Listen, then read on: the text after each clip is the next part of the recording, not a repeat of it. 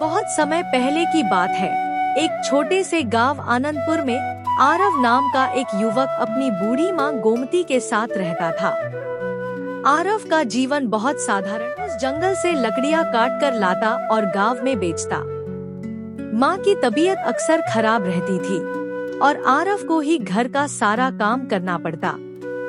एक दिन माँ ने कहा, तू ऐसे कब तक अकेला रहेगा? अब तो किसी अच्छी सी लड़की से शादी कर ले। आरव ने मुस्कुरा कर कहा, माँ, आप तो हमारी हालत जानती हैं। ऐसे में कौन अपनी बेटी देगा? फिर वह जंगल की ओर लकड़ियाँ काटने चला गया। उसी दिन गांव में एक भिंडोरा पीटने वाला आया। सुनो सुनो, महाराज वीरेंद्र ने ऐलान किया है, जो भी उनकी शर्त पूरी करेगा उसके साथ वे अपनी पुत्री राजकुमारी सिया का विवाह कर देंगे। हलचल मच गई। क्या? राजकुमारी सिया? वह तो परी जैसी सुंदर है। लेकिन महाराज की शर्त क्या है? आरव यह सब सुन रहा था। उसने सोचा, महाराज किसी राजकुमार से भी विवाह करा सकते हैं, फिर यह सब क्यों? चलो दरबार में जाकर देखते हैं। को दरबार में सभी लोग एकत्रित हुए। महाराज वीरेंद्र ने कहा, हमारी पुत्री विवाह योग्य हो चुकी है। हम चाहते हैं कि उसका विवाह किसी बहादुर और बुद्धिमान व्यक्ति से हो। इसके लिए हमने एक परीक्षा तय की है।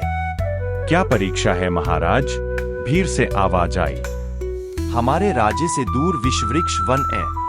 वहाँ एक बहुत पुराना पेड़ है जिस पर एक सात्विक फल लगता है, जो 100 वर्षों में केवल एक बार उगता है। जो यह फल ला पाएगा उसी से राजकुमारी का विवाह होगा। लेकिन ध्यान रहे, आज तक कोई भी वह फल लाकर नहीं लौटा। बहुत खतरनाक जगह है। सिर्फ चतुराई और साहस से ही इसे पाया जा सकता है। सुबह आरव फल की तलाश में विषवृक्ष वन की ओर निकल पड़ा। लंबा रास्ता तय करने के बाद वह एक पेड़ के नीचे थक कर सो गया। उसी पेड़ पर राजहंस के बच्चे रहते थे। अचानक आरव की नींद खुली तो उसने देखा एक जहरीला सांप उन बच्चों की ओर बढ़ रहा है। वह तुरंत उठकर सांप को मार देता है और फिर वहीं लेट जाता है। थोड़ी देर बाद राजहंस और उसकी पत्नी राजहंसी वहां आते हैं। राजहंसी कहती है, यह वही है जिसने हमारे बच्चों को मारा होगा। हाँ, हमें इसे मार देना चाहिए।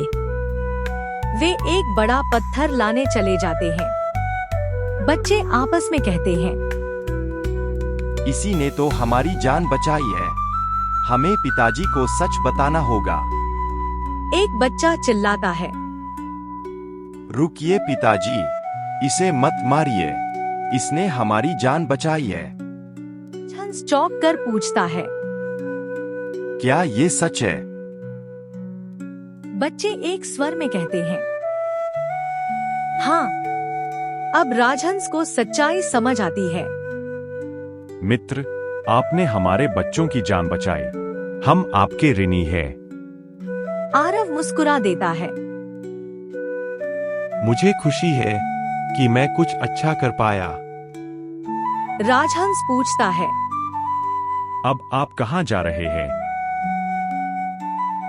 आरव ने कहा, मैं विषवृक्ष वन जा रहा हूँ, सात्विक फल की तलाश में। राजहंस चिंतित हो गया। वहाँ बहुत खतरा है। मैं तुम्हारी मदद करूँगा। राजहंस आरव को अपनी पीठ पर बैठाकर विषवृक्ष वन ले गया। वहाँ पेड़ पर हजारों सांप और बिच्छू लटके हुए थे।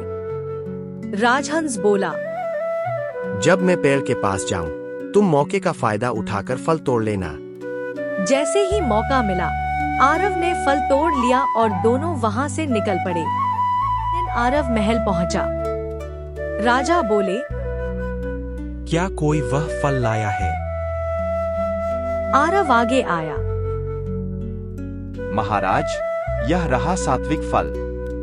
राजा ने फल को देखकर प्रसन्नता से कहा, यह फल हमारे राज्य में सुख शांति लाएगा। अब जैसा वादा किया था, मैं अपनी पुत्री सिया का विवाह आरव से कर रहा हूँ। वाले तालियों से गूंज उठे। आरव की माँ गोमती भी महल में जाकर उसके साथ रहने लगी। अब उनका जीवन आनंद और समृद्धि से भर गया।